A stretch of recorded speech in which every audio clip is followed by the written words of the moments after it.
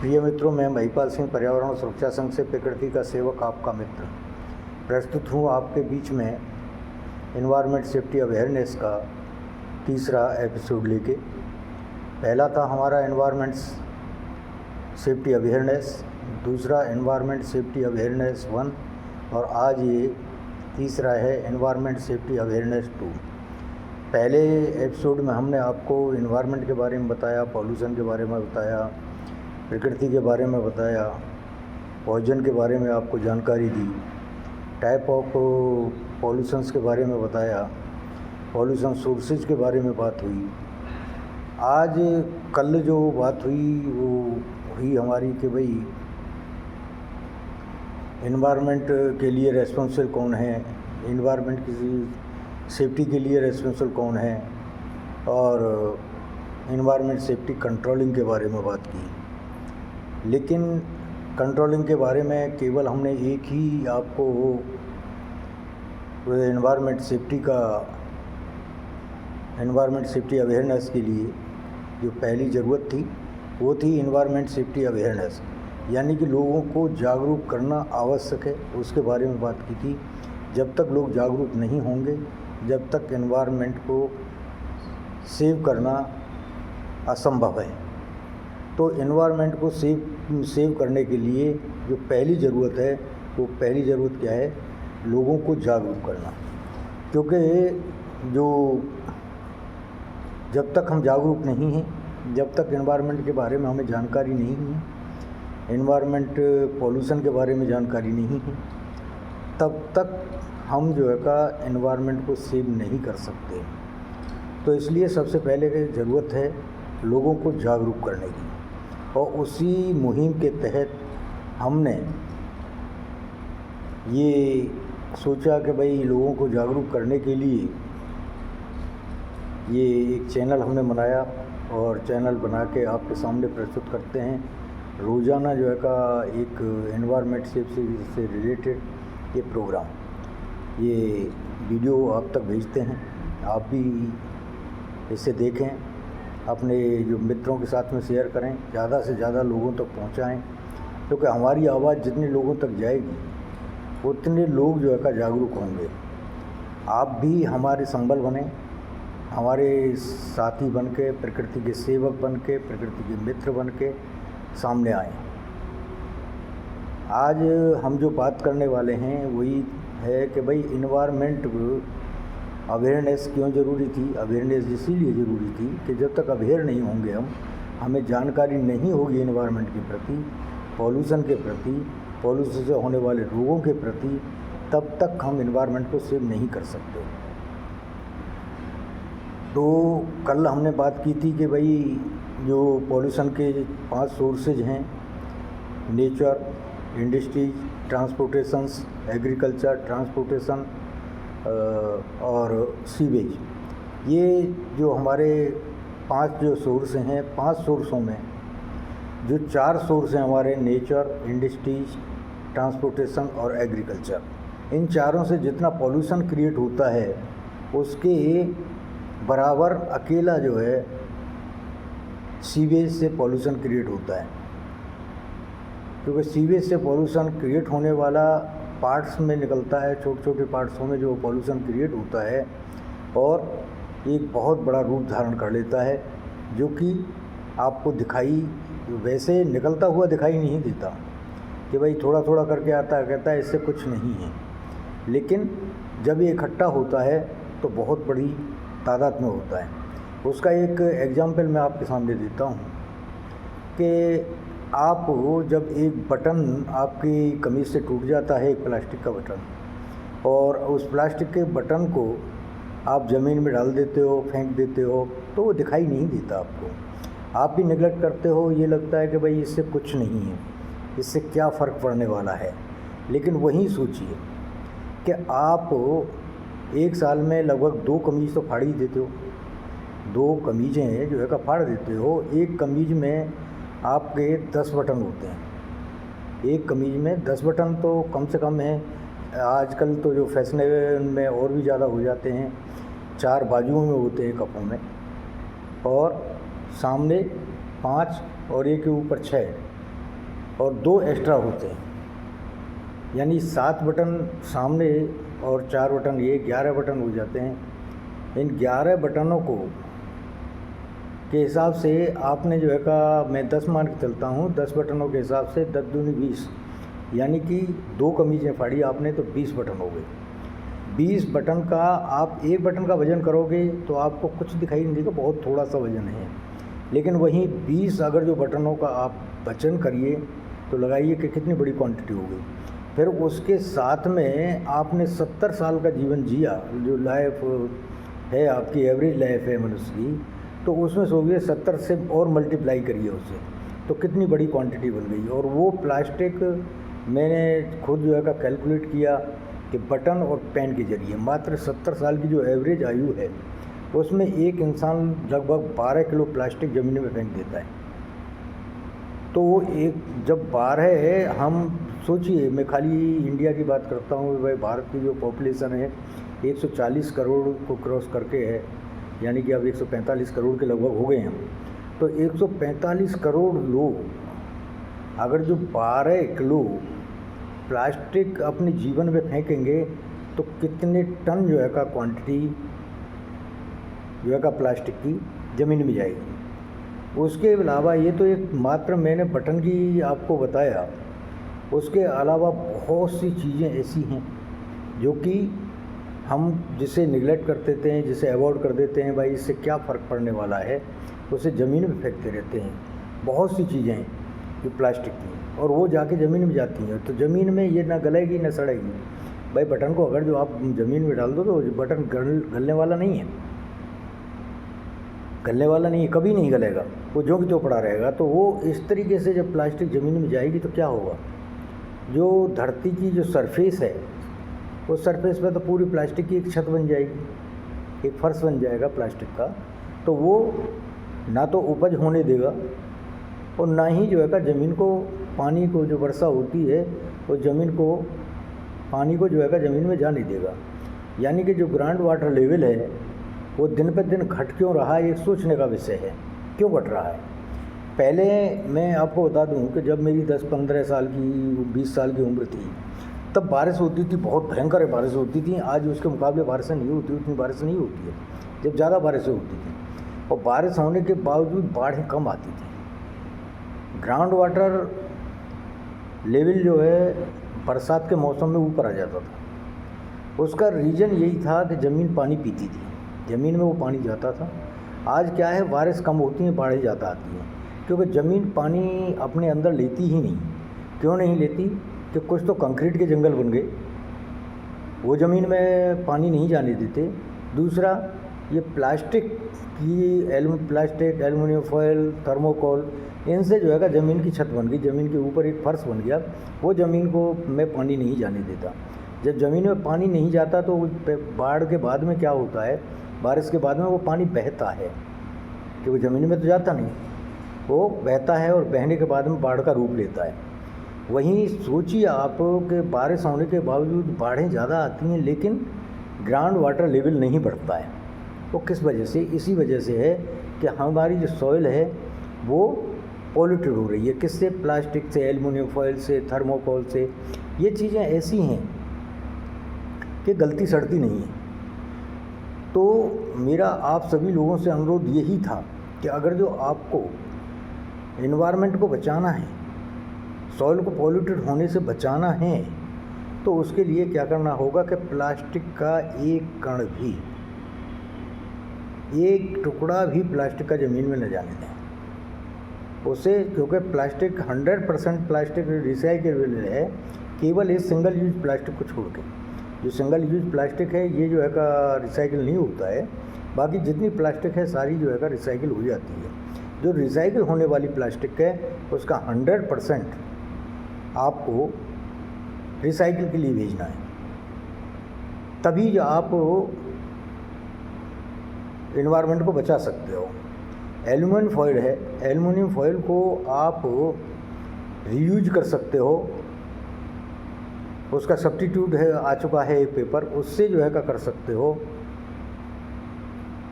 और उसके बावजूद आप उसे रिसाइकिल कर सकते हो।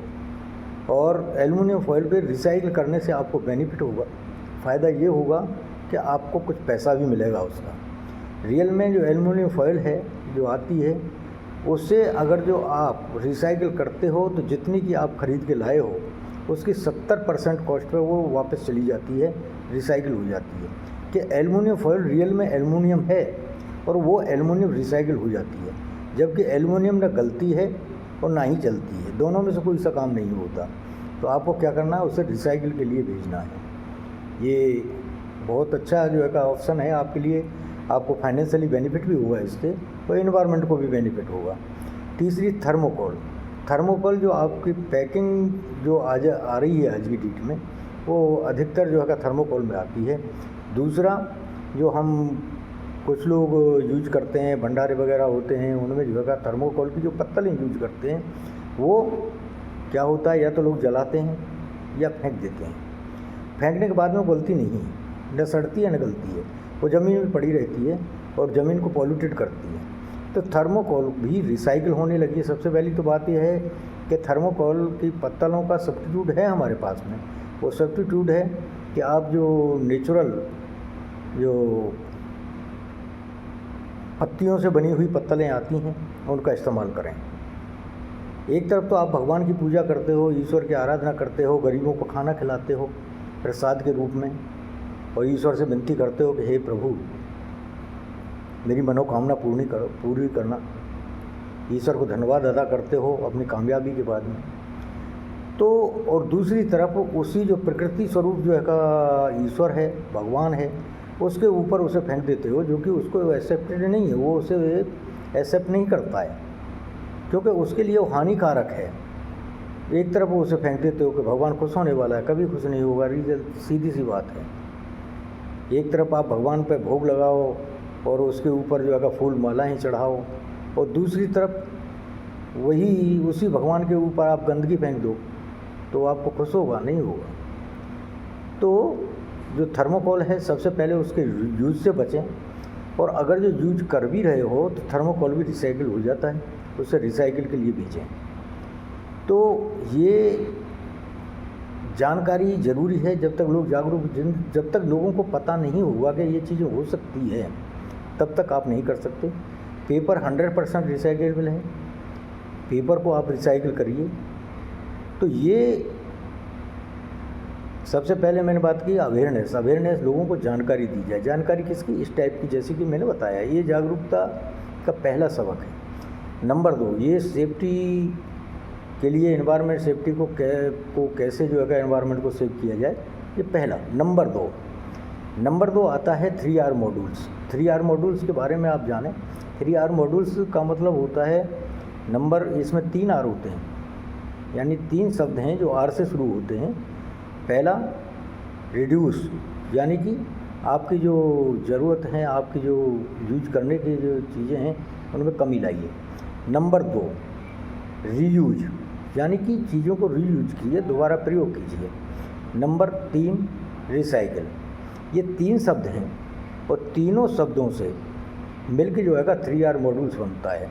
3R मॉड्यूल्स की ये खासियत है कि जितने भी डेवलप कंट्री हैं या जितने भी सक्सेस जो है का ऑर्गेनाइजेशन हैं, जितने भी सक्सेस जो है का फैमिलीज हैं, उनके पीछे अगर जो उनके दिनचर्या को पूछोगे, उनसे मालूम करोगे, बात करोगे, तो ये 3R मॉड्यूल्स के तहत ही वो काम करते हैं और तभी सक्सेस होते हैं। जो लोग 3R मॉड्यूल्स को नहीं अपनाते वो कभी कामयाब नहीं होते, यकीन मानिए आप किसी से अगर जो बात करो, कुछ लोग ऐसे हैं जिन्होंने अपने घरों में 3R मॉड्यूल्स जो है का अपने परिवार में जो है का यूज किया हुआ है, वो उसे इम्प्लीमेंट कर चुके हैं, लेकिन उन्हें पता नहीं कि तुमने कर क्या लिया है। रियल में ये 3R मॉड्यूल्स ही है कि एक तो जो आप यूज कर रहे हो उसमें कमी लाओ। नंबर 2 रीयूज करो, दोबारा चीज़ों को प्रयोग करो। नंबर 3 जब आपके लिए वो अनुपयोगी हो जाए तो उसे रिसाइकिल के लिए भेज दो। और यही वो लोग करते हैं, ये करते हैं और तभी जो है का वो आगे बढ़ते हैं। 3R मॉड्यूल बहुत ही उम्दा, बहुत ही अच्छा जो है का एक तरीके से मॉड्यूल है एनवायरनमेंट सेफ्टी के लिए और आपकी सक्सेस के लिए। अगर जो आपको फाइनेंशियल बेनिफिट भी लेना है, एनवायरनमेंट को भी सेव करना है, तो आप 3R मॉड्यूल्स को अपनाइए। यकीन मानिए कि 3R मॉड्यूल्स आपको बहुत कुछ देता है, बहुत कुछ। जब तक 3R मॉड्यूल्स को लोग यूज नहीं करते हैं ना, वो सक्सेस नहीं हो सकते, असंभव है। कोई भी इंडस्ट्रीज हो, कोई भी ऑर्गेनाइजेशन हो, कोई भी कंट्री हो, कोई भी फैमिली हो, जब तक 3R मॉड्यूल्स इम्प्लीमेंट नहीं किया जीवन में उन्होंने अपने यहाँ, तब तक उन्होंने सक्सेस का मुंह नहीं देखा। तो 3R मॉड्यूल्स पे बात करने के लिए आप 3R मॉड्यूल्स के बहुत सारे एग्जाम्पल हैं आपके सामने जो आप देख सकते हो, और आपने किया भी होगा 3R मॉड्यूल्स। ये जो रोज़ाना कपड़े, ऐसा तो नहीं कि आपने एक बार कपड़ा पहना और फेंक दिया, नहीं फेंकते हो ना, उसे धोते हो, बार बार यूज करते हो। कमीज है, एक बार ऐसा नहीं है कि आपने एक बार सिलवाया, धुला, पहना और फेंक दिया, नहीं फेंकते हो। क्या करते हो? आप रीयूज करते हो, इसे धोते हो, धोने के बाद में दोबारा पहनते हो। ये क्या है? रीयूज है, रीयूज है। अब जब रीयूज करोगे, आप एक मानिए, जब जिस चीज़ को आप रीयूज कर रहे हो तो इसका मतलब नई खरीदोगे उसे, तो वो रिड्यूस भी हो गई। आपको जो नया खरीदना था उससे बचने के लिए क्या किया आपने? रिड्यूस किया। और फिर उसके बाद में जब ये बिल्कुल व्यर्थ हो गई, जब ये आपको लगा कि अब पहनने लायक नहीं है ये, तो इसके अंदर कई चीज़ें हैं जिन्हें कि आप जो है का रिसाइकिल कर सकते हो या रीयूज, फिर उन चीज़ों को भी रीयूज कर सकते हो। जैसे बटन है, बटन को आप रीयूज कर सकते हो, रीयूज कर सकते हो। तो और अगर जो रीयूज नहीं कर पाए आप, तो सीधी सी बात है, अगर जो टूट गया है तो आप इसे रिसाइकिल कर सकते हो, रिसाइकिल के लिए बेच सकते हो प्लास्टिक को, तो उससे फ़ायदा हो जाता है आपको। दूसरा, जो पुरानी जो कमीज हैं, कुछ पुराने जो कपड़े हैं, कुछ ऐसी भी टेक्नोलॉजी आ गई कि आप इन्हें जो है का पुराने कपड़ों से लोग पहले बर्तन वगैरह बेचा करते थे, आज वैसे ही पुराने कपड़ों को ख़रीद लेते हैं लोग, और इन पुराने कपड़ों को दोबारा इसे उनके रुई में कन्वर्ट कर लिया जाता है, और ये भी जो है का रीयूज हो जाता है, यानी रिसाइकिल हो जाते हैं। तो इन चीज़ों को बहुत ज़रूरी है। कागज़ है, कागज़ को आप, कागज़ वैसे तो एनवायरनमेंट के लिए हानिकारक नहीं होता है कि भाई जलने के बाद में या गलने के बाद में एनवायरनमेंट को कोई नुकसान पहुंचा, नहीं करता है। लेकिन उसका सबसे बड़ी बात यह है कि आप अगर जो कोई नया कागज़ बनाते हो, तो 1 किलो कागज़ बनाने के लिए जो कंज्यूम होने वाला पानी है, यानी जो उसमें पानी कंज्यूम होता है 1 किलो कागज़ बनाने में 200 लीटर पानी कंज्यूम होता है। वहीं अगर जो कागज़ को रिसाइकिल करते हो आप, तो मात्र 20 लीटर पानी कंज्यूम होता है, यानी कि केवल 10% पानी ही यूज होता है, 90% पानी बच जाता है रिसाइकिल करने में। साथ में आपको पेड़ों को कटने से बचाया जा सकता है और भी एनर्जी सेव की जा सकती है। तो इतना फ़ायदा जो है का रिसाइकिल करने पे, पेपर को रिसाइकिल करने पे होता है, तो ये बहुत ही बड़ा बेनिफिट है। उसी तरीके से प्लास्टिक है, प्लास्टिक की जब चीज़ों को आप इस्तेमाल करते हो, आपने कोई पेन खरीदा और पेन खरीदने के बाद में, पेन आपने खरीद लिया और पेन खरीदने के बाद में उसका सिक्का ख़त्म हो गया, रिफ़िल ख़त्म हो गई, और आप अगर जो फेंक देते हो, उसे फेंक देते हो, तो उसकी बजाय आप उसमें रिफ़िल डालिए, तो उसका जो प्लास्टिक का खोल है पेन का, तो वो क्या हो गया? रीयूज हो गया। जब वो रीयूज हुआ तो सीधी सी बात है कि आपने जो है का पेन खरीदने की अपेक्षाकृत रिड्यूस कर लिया, उसे सिक्के से काम चला दिया, सिक्का खरीद के बदल दिया। तो रीयूज भी हुआ और रिड्यूस भी हुआ। और जब पेन टूट गया कि आप सिक्का डालने के लायक भी नहीं है, तो आपने उससे प्लास्टिक का एक कंटेनर बनाइए, उसमें डालिए, जिसमें ये आपकी प्लास्टिक की छोटी छोटी चीज़ों को डालिए, फिर उसे रिसाइकिल के लिए भेज दीजिए, तो आपको वहाँ से बचत हो जाएगी, यानी फाइनेंशियली बेनिफिट भी होगा और आपको एनवायरनमेंट को भी फ़ायदा होगा। वैसे ही आप पेपर को, जो भाई NCERT वगैरह की जो बुकें हैं जो आप पढ़ने के लिए यूज करते हो, जिन बुकों को, वो बुकें प्रिंट होके आती हैं, नई बुक खरीद के लाते हो, उनकी कॉस्ट मान लो एक किताब की कॉस्ट 100 रुपये है, और आपने पढ़ने के बाद में आप अगली क्लास में चले गए, अगर जो आप उन्हीं बुकों को अपने से पीछे वाली क्लास में जो आपकी क्लास में आया है बच्चा, उसको दे दीजिए। उसको दोगे तो वो कुछ ना कुछ कीमत अदा करेगा। मान लो आपने 50% कीमत पे उसे दिया, तो दोनों को फाइनेंशियली बेनिफिट हुआ। आपको 50% में जो है पढ़ने को मिल गया और उसे वो 50% में कीमत मिल गई, यानी कि दोनों को बेनिफिट हुआ। उसके बाद एक तो एनवायरनमेंट के लिए तो फ़ायदा है, फाइनेंशियली बेनिफिट भी इससे होता है। उसके बाद में वही किताब अगर जो दूसरा बच्चा आपने दी थी, वो दूसरा बच्चा तीसरे बच्चे को जो है मतलब बेचता है, तो वो भी जो है 40% बेचा, तो उसे मात्र 10% ही कीमत उसकी अदा करनी पड़ी, 90% कीमत उसने सेव कर दी। तो कितना बड़ा बेनिफिट हुआ, आप सोचिए। तो यहाँ से फाइनेंशियली बेनिफिट भी होता है आपको, एनवायरनमेंट को ऑलरेडी जब आपका, ये आश्चर्य की बात ये है कि जहाँ आप एनवायरनमेंट के बारे में सोचना शुरू कर देते हो, आपको फाइनेंशियल बेनिफिट शुरू हो जाता है। तो मेरे प्रिय मित्रों, 3R मॉड्यूल्स अपने जो है लाइफ में इम्प्लीमेंट कीजिए और उसका लाभ उठाइए। आज जो 21 मिनट का ये प्रोग्राम हो गया और इसके बाद हम नेक्स्ट उसमें जो है आपको अलग जो एनवायरनमेंट सेव करने के लिए हैं, जो नेचुरल रिसोर्सेज हैं, उनको सेव करने की बात करेंगे और कैसे सेव किया जा सकता है उसके बारे में बात करेंगे।